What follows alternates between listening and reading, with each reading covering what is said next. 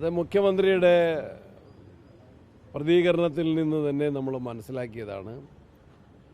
Doctor Aris Hasan പറഞ്ഞ യാഥാർത്ഥ്യങ്ങൾ സമ്മതിച്ച് പരിഹാര നടപടികൾ സ്വീകരിക്കുന്നതിന് പകരം ആ യാഥാർത്ഥ്യം വെളിപ്പെടുത്താൻ, തുറന്നു പറയാൻ, വേദനയോടെ അത് തൻ്റെ ഫേസ്ബുക്ക് പേജിൽ കുറിക്കാൻ നിർബന്ധിതനായ ഡോക്ടറെ ഭീഷണിപ്പെടുത്തി പിന്തിരിപ്പിക്കാനും തിരുത്താനുമാണ് മുഖ്യമന്ത്രിയും ഗവൺമെൻറ്റും ശ്രമിച്ചത്. അതിലവർ ദയനീയമായിട്ട് പരാജയപ്പെട്ടു. അതിനെ തുടർന്നാണ് ആ വിഷയത്തിൽ സർക്കാരിനുണ്ടായ വലിയ നാണക്കേട്. അതിൻ്റെ പ്രതികാര നടപടി എന്ന നിലയിലാണ് ഇപ്പോൾ ഡോക്ടർക്ക് അയച്ചിട്ടുള്ള കാരണം കാണിക്കൽ നോട്ടീസ്. അത് അടിസ്ഥാനരഹിതമാണ്, അത് അധികാര ദുർവിനിയോഗമാണ്. അതിന് ഡോക്ടർ ഉചിതമായ മറുപടി നൽകും. ജനങ്ങളിത് മനസ്സിലാക്കുന്നു.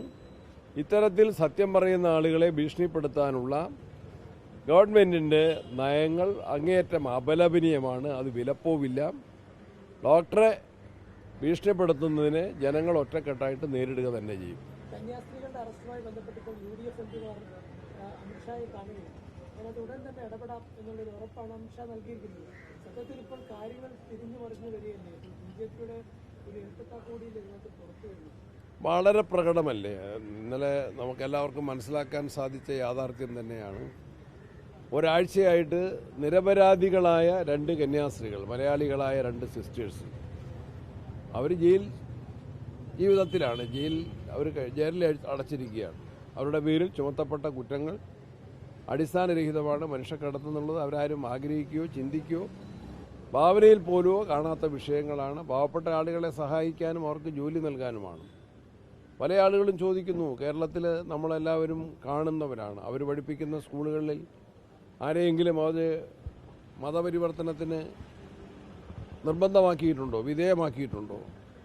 സിസ്റ്റർമാർ നടത്തുന്ന ആശുപത്രികൾ അത് അതിര ശുശ്രൂഷ സേവന മേഖലയെന്നല്ലാതെ അവിടെ എന്തെങ്കിലും വർഗീയവൽക്കരണത്തിന്, മതം മാറ്റുന്നതിന് കേരളത്തിൽ ആരോടെങ്കിലും പറഞ്ഞിട്ടുണ്ടോ? അപ്പോൾ BJPയുടെ തെറ്റായ നടപടിയാണ്. ഗവൺമെൻറ് എത്രയും വേഗം തിരുത്തണം. UDFൻ്റെ MPമാർ അത് കേന്ദ്ര ആഭ്യന്തരമന്ത്രിയെ കണ്ട് ആവശ്യപ്പെട്ടു. അദ്ദേഹത്തിൻ്റെ ഉറപ്പിൻ്റെ കാര്യം എനിക്കറിയില്ല, മാധ്യമങ്ങളിൽ നിന്നാണ് മനസ്സിലായിട്ടുള്ളത്.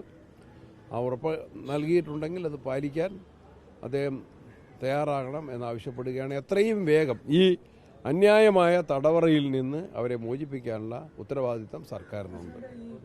ഹർജി നൽകിയ ശേഷവും ഈ ഹർജിയിലെ സാങ്കേതികത്വമാണ് BJPയുടെ മന്ത്രിയടക്കം, സംസ്ഥാനത്തിനുള്ള മന്ത്രിയടക്കം പറഞ്ഞുകൊണ്ടിരിക്കുന്നത്. പക്ഷേ അതേ സമതന്നത് വ്യക്തമാക്കി കഴിഞ്ഞിട്ടും അതേ സാങ്കേതികത്വമാണ്. അതൊന്നും പറയാനില്ലാതെ ഇപ്പോൾ അവർ വീണിട്ടുള്ള ഈ കുഴിയിൽ അവരുടെ ഇരട്ടത്താപ്പ് വളരെ പ്രകടമായിട്ടുള്ള പശ്ചാത്തലത്തിൽ അവർക്കൊന്നും പറയാനില്ലാത്തതുകൊണ്ട് ഹർജിയുടെ ന്യായവാദങ്ങൾ അല്ലെങ്കിൽ എൻ്റെ സാങ്കേതികത്വം പറയുകയാണ്. അതിനൊക്കെ സഭാ നേതൃത്വം കൃത്യമായ ഉത്തരം പറഞ്ഞിട്ടുണ്ട്. മന്ത്രിക്ക് അതിനൊന്നും മറുപടി പറയാനില്ലാത്തതുകൊണ്ടാണ് ഉരുണ്ട് കളിക്കുന്നത്.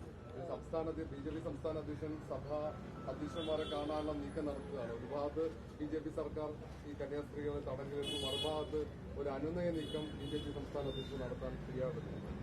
അതൊക്കെ തിരിച്ചറിയാനുള്ള ബോധം കേരളത്തിലെ ജനങ്ങൾക്കുണ്ട്. ശരി.